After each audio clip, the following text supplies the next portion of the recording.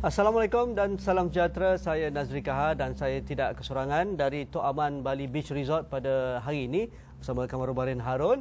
Menjelang 24 jam hari mengundi dan saya rasa rakyat di Kuala Besut sudah pun membuat keputusan siapakah yang bakal dipilih pada esok pagi, tetapi di saat-saat akhir ini pelbagai cara boleh dilakukan, terutamanya di gerakan ataupun jentera-jentera pilihan raya sama ada di bahagian Barisan Nasional ataupun PAS sendiri, mereka cuba mendapatkan sentuhan terakhir.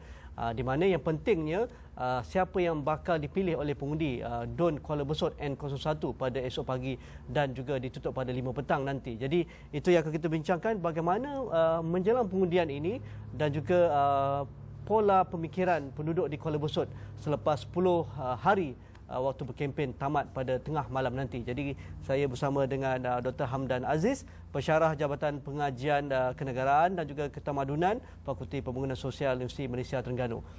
Saya rasa tak ada yang lebih tepat lagi, orang UMT lah yang boleh cerita tentang Kuala Besut ini. Ya, mungkin Dr. Hamdan sudah berulang alik ke kawasan N01 Kuala Besut ini beberapa kali dan melihat bagaimana kempen berjalan, melihat bagaimana profil calon dan sebagainya.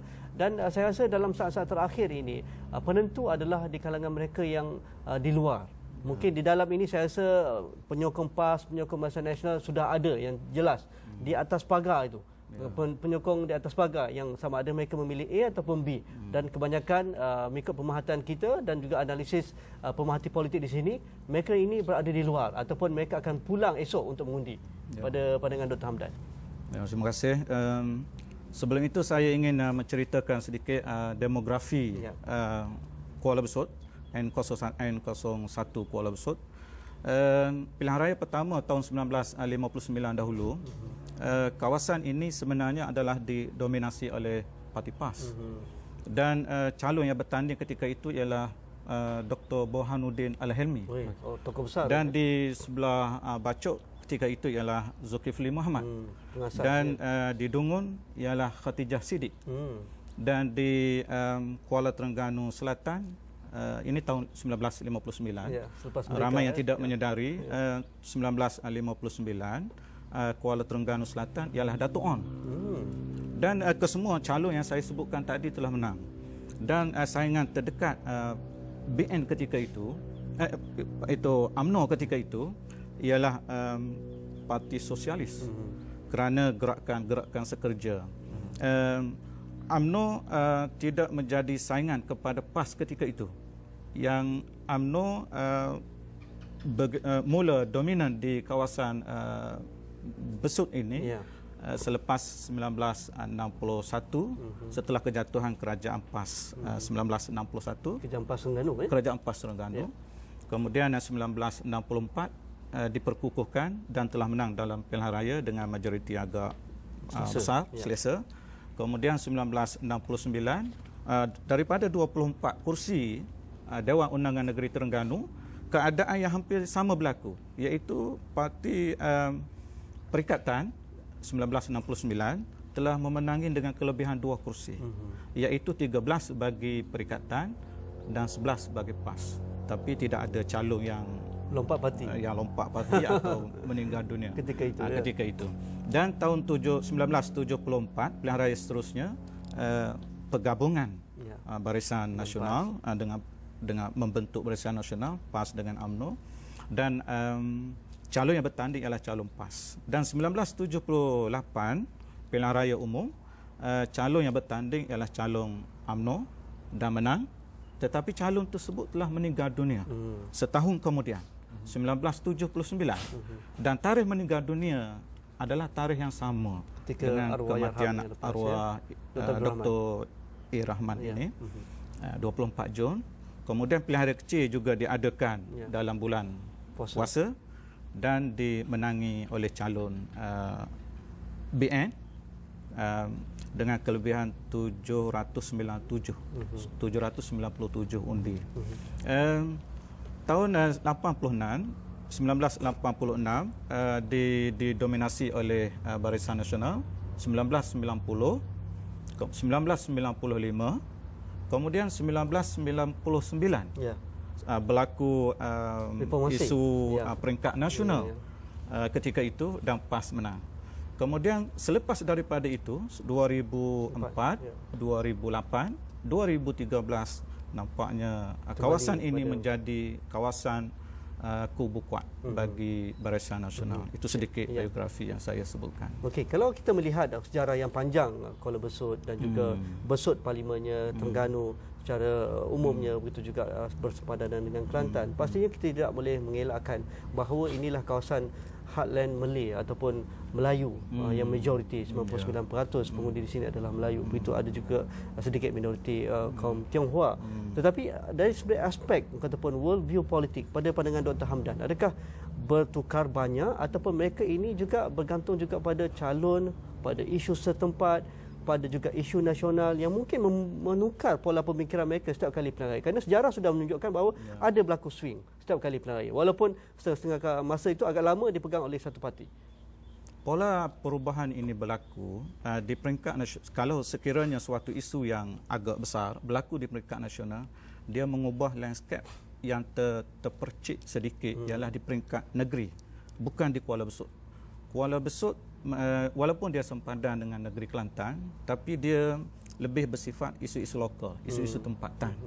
Dan saya nampak dalam pilihan raya ini nampaknya isu itulah yang mendasari kepada hasrat pemilihan para pengundi kita. Mereka, kalau begitu, adakah dua isu terbesar itu adalah perikanan contohnya dan pelancongan?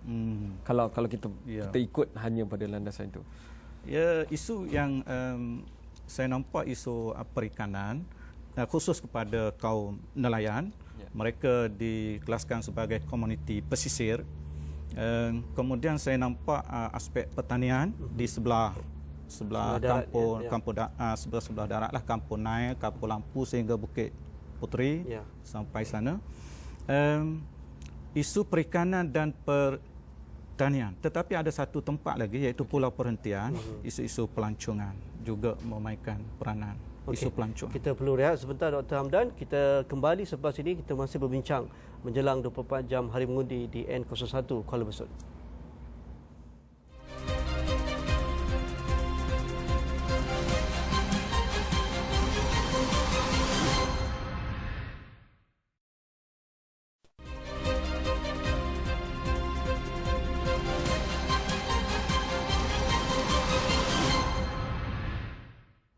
Kembali bersama kami dalam agenda awal ini. Siaran khas kami rakamkan di pekarangan Tok Aman Bali Beach Resort sempena pilihan raya kecil N01 Kuala Besut. Dr. Hamdan, kalau kita lihat agihan demografik penduduk dan juga isu, saya rasa jelas apabila kita ke pantai, itulah isu berkaitan dengan perikanan, nelayan kecil, nelayan laut dalam. Kalau ke pulau pula, isu berkaitan dengan pelancongan. Sedikit sebanyak juga impak kepada Pekan Kuala Besut ini.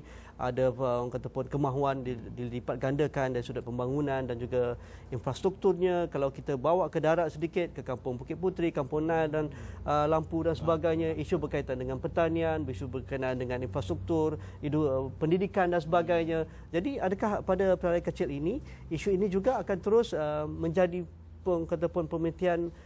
penelitian khas penduduk untuk memilih calon mereka?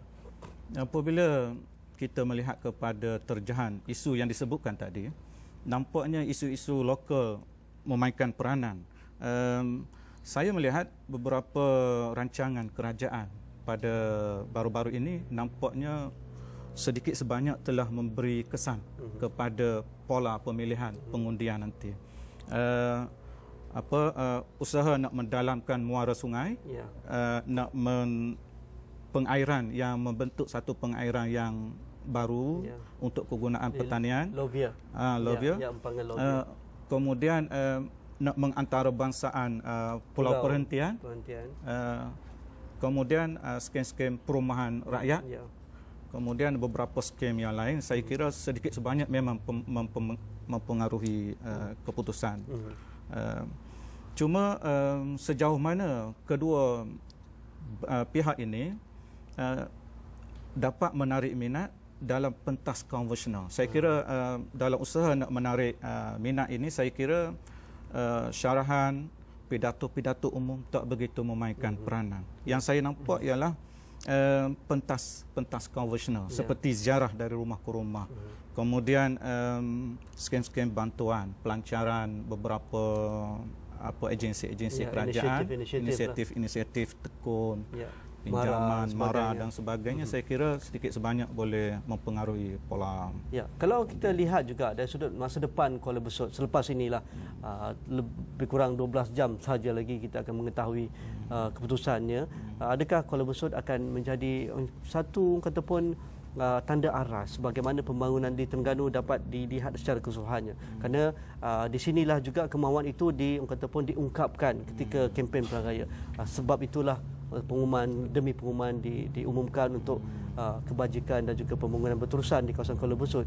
Tetapi dalam masa yang sama, pesisir pantai Terengganu hinggalah ke Kemaman misalnya, ada lompong-lompong ataupun ruang-ruang yang mungkin pada pandangan Dr. Hamdan yang mungkin terlepas pandang ataupun pembangunan yang tidak sekata menyebabkan agak ataupun perlahan berbanding kawasan-kawasan tertentu di Terengganu ini. Dan saya kira Kuala Besut ini menjadi medan permulaan kepada pihak kerajaan untuk meneruskan proses pembangunan yang keseterusnya.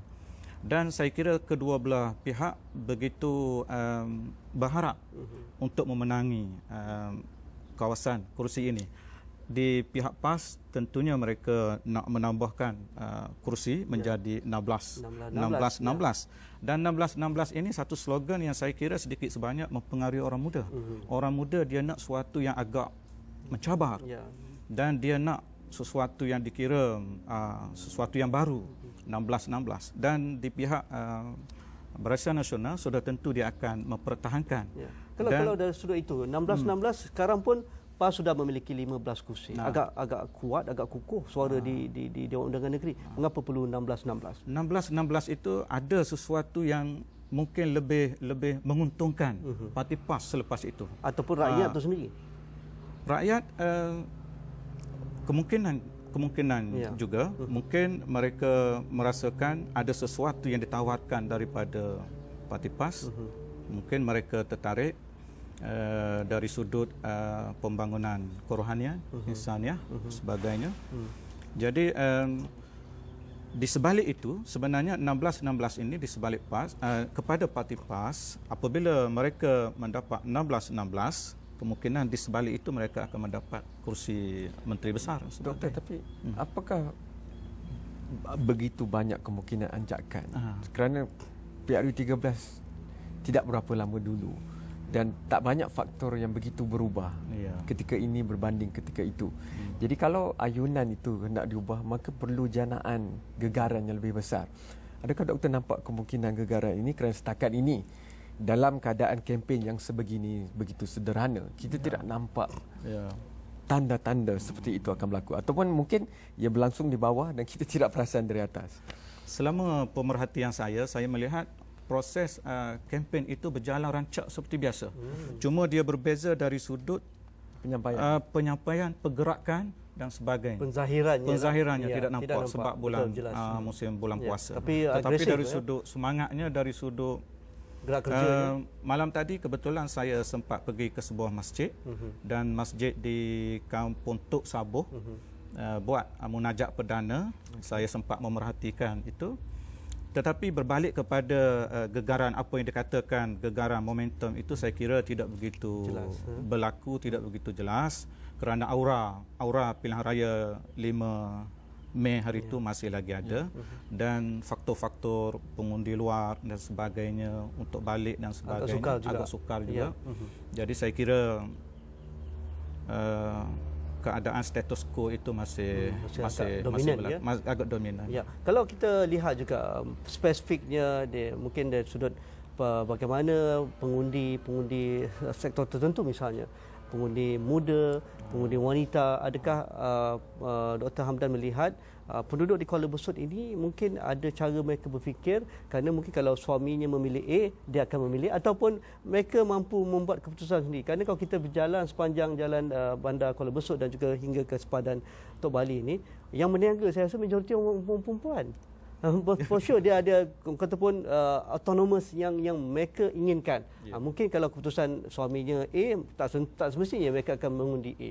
Mereka mungkin mengundi B ataupun pilihan apa yang mereka suka. Saya kira mereka sebenarnya sudah ada.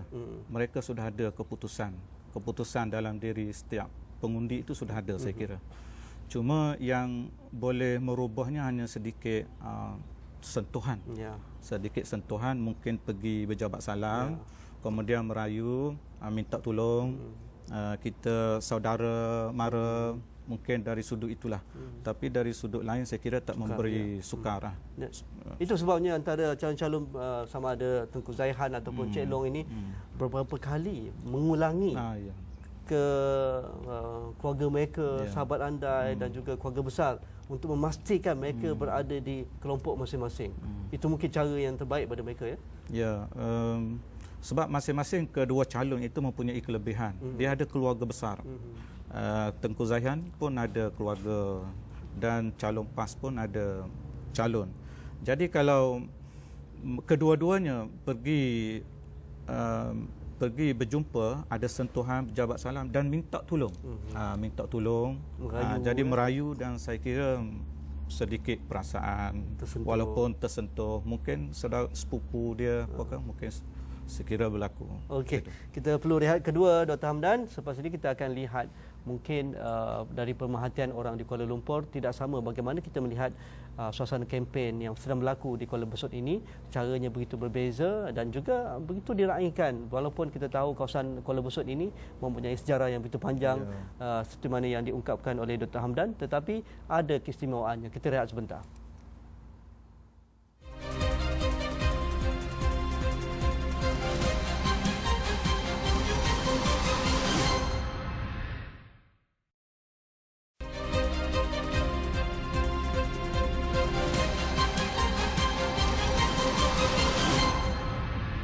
Kembali bersama saya dan juga Kamaru Baharin Harun untuk agenda terakhir untuk sebelum hari mengundi esok. Dr. Hamdan, kawasan Kuala Besut ini ada istimewanya. Saya rasa peringkat nasional tahulah apa sejarah Kuala Besut, tetapi orang Besut sajalah yang tahu. Dan apabila mendengar orang kata pun ceramah dan juga bersama-sama penggerak-penggerak jentera parti sama ada Barisan Nasional dan juga PAS, mereka merasa Kuala Besut perlu terus berada dalam keadaan sebegini. Mereka mahu kemeriahan begini. Silaturahim dirapatkan, suasana begitu harmoni. Tanpa ada orang kata pun serangan peribadi agak melampau lah, saya rasa, pada sepanjang 10 hari berkempen. Apa yang saya perhatikan, isu-isu besar tidak ada. Melainkan isu-isu yang tempatan, isu-isu calon, isu-isu yang bersifat setempat. Isu-isu peringkat nasional tidak begitu lakulah di sini. Jadi masing-masing calon BN mengenengahkan orang muda, anak ustaz dan profesional. Calon PAS mudah basuh, senang kira. Jadi dengan slogan-slogan agak catchy, seperti itu. Jadi masing-masing mencari sesuatu yang kekuatan yang istimewa yang ada pada calon mereka. Saya kira begitulah. Pemisahan mengikut kelompok sosioekonomi itu, saya rasa kalau kita lihat PRU 13 keputusan di sini, kita lihat Bukit Puteri dan kawasan sekitarnya itu kawasan tumpuan bagi PAS untuk mengembangkan sayap keluar, dan itu kawasan tumpuan bagi BN untuk kembangkan sayap ke situ, mengatasi dengan lebih dominan di situ. Jadi demografi di situ agak ke dalam berbanding dengan geografi kawasan-kawasan lain. Dan mungkin faktor itu mempengaruhi pemikiran tentang pendedahan, tahap pendidikan dan sebagainya. Pandangan doktor bagaimana? Saya bersetuju dengan pandangan saudara tadi. Sebenarnya bukan sahaja di Kuala Besut, di Parlimen Besut, tetapi juga di parlimen yang berhampiran, iaitu Parlimen Setiu Terengganu. Di mana kawasan pesisir, kawasan masyarakat nelayan, mereka majoritinya lebih menyokong kepada Barisan Nasional. Sebab suatu pergantungan mungkin agak dominan di kalangan mereka. Saya beri contoh, kalau sama tadi seperti di Bukit Puteri, di sebelah-sebelah ke sana, mereka begitu cenderung kepada PAS. Tetapi apa yang saya lihat ialah satu peti undi sahaja yang dimenangi dalam pilihan raya baru ini. Satu peti undi sahaja. Peti undi Kampung Nangka sahaja yang dimenangi. yang selebihnya dimenangi oleh BN.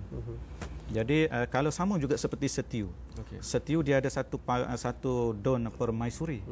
Don Permaisuri, kawasan yang sebelah pertanian, kawasan darat, ada banyak getah. Dan itu kebetulan pula kebanyakan penerokanya adalah dari Kelantan. Dan di sebelah pantai ini mereka lebih nelayan dan keadaan yang sama juga berlaku seperti saya kira seperti di sini. Tetapi itu tidak juga boleh dijadikan satu ukuran secara mutlak. Kerana 5 kursi Don di Besut ini disapu bersih oleh Barisan Nasional. Mungkin ada faktor-faktor lain. Dia tak sama macam Kuala Terengganu Dia tak sama. Begitu berbeza sekali. Saya kira faktor Besut ini faktor satu individu yang begitu iaitu Datuk Seri Idris Jusof. Datuk Seri Idris Jusof lah yang memainkan peranan untuk pembangunan kawasan Setiu Besut dan sebagainya. Besut Setiu dan sebagainya. Saya kira peranan beliau lah. Jadi sebab itu Besut agak kebal sedikit berbanding dengan kursi-kursi di sebelah bandar Kuala Terengganu, sebelah Dumur. Lonjakan daripada arah utara itu daripada Kelantan warna hijau itu tidak berjaya dilanjakkan. Tidak sempat melintasi sempadan. Dia tak ada teori domino lah. Dr. Hamdan juga kalau kita lihat sama-sama kita menghirup udara Laut Cina Selatan ini begitu menarik sekali. Kalau kita lihat Kajian Terengganu juga begitu getir suasananya, imbangannya 17-15 ketika PIU 13, sekarang 16. Kalau berlaku ataupun menang ataupun tidak 17-15 semula, ini memungkinkan bahawa bagaimana suara-suara majoriti juga perlu melihat suara yang kalah. Kerana mereka agak besar di Dewan Undangan Negeri, tetapi ini menunjukkan ada rasa ketidakpuashatian terhadap sesuatu isu, suatu dasar yang dilakukan di Negeri Terengganu. Inilah mungkin peluangnya untuk Kerajaan Negeri Terengganu muhasabah semula polisi-polisi, kerana kita tahu sumber kaya tetapi mungkin dari sudut agihannya tidak begitu. Bagaimana Dr. Hamdan melihat? Sebenarnya saya melihat ini satu proses kematangan demokrasi, suatu proses ke arah negara maju. Di mana kalau kita melihat negara maju sendiri pun perubahan kerajaan itu biasa berlaku. Dan saya kira apabila semakin maju masyarakat, semakin kuat, semakin tinggi dia punya tuntutan, kesedaran dia. Dan sekiranya ada satu pihak yang mempunyai kelemahan, maka dia akan berusaha untuk memperbaiki kelemahan itu. Dan ini sebenarnya satu proses, saya kira. Dan saya kira proses kalau 16-16 pun saya kira tidak ada masalah, sebab satu proses ke arah kematangan demokrasi itu sendiri. Jadi kalau ikut celaan, tegaan dan juga pandangan doktor nampak macam status quo, tapi apa yang mungkin yang harus dipandang jika ada kemungkinan sebaliknya? Apa yang akan boleh sudah membawa majoriti ke, lebih tinggi ke, lebih kurang ke, ataupun peningkatan daripada pihak sebelah sana ke?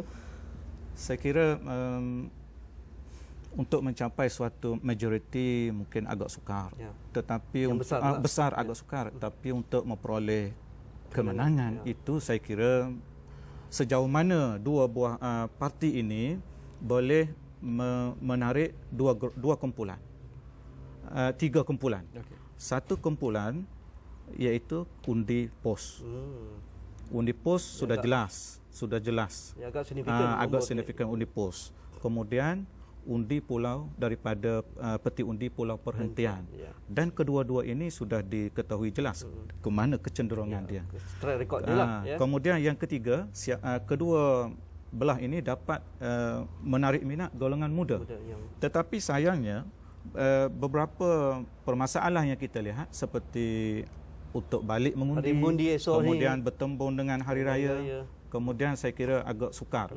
Tetapi dua tempat ini, kalau parti tersebut dapat sudah dengan majoriti di situ, saya kira sudah boleh mencapai kemenangan mudah. Okey. Terima kasih Dr. Hamdan Aziz. InsyaAllah kita kalau ada peluang nak dapatkan analisa selepas hari mengundi esok, selepas keputusan diketahui. Terima kasih kepada rakan saya juga Kamarubarin Harun. Teruskan bersama kami. Selepas ini pada lewat malam kita akan membuat analisa wrap up kempen Raya PRK Kuala Besut pada 11 malam nanti, dan terus bersama kami. Kami akan memberikan liputan terkini menjelang hari mengundi esok, dari sejak awal pagi di lokasi-lokasi mengundi hinggalah petang sebelum tutup hari pengundian, dan juga secara langsung keputusan dari Dewan Daerah Majlis Besut ini. Kita jumpa lagi. Terima kasih.